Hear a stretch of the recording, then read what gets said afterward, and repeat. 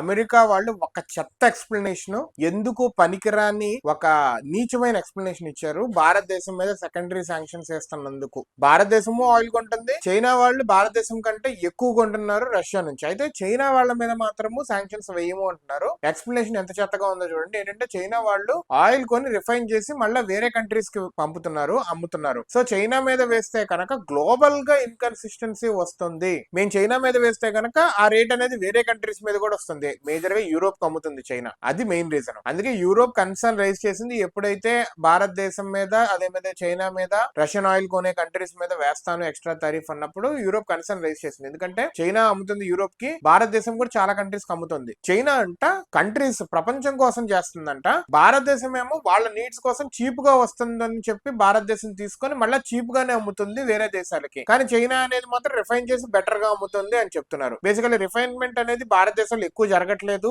అని చెప్పి వేస్తున్నాను. భారతదేశం కంట్రీ నీడ్స్ కోసం చేస్తుంది ఎక్కువ, కానీ చైనా అనేది ప్రపంచం కోసం చేస్తుంది అని చెప్పి ఈ వర్స్ట్ ఎక్స్ప్లెనేషన్ ఇచ్చాడు, which is not at all acceptable.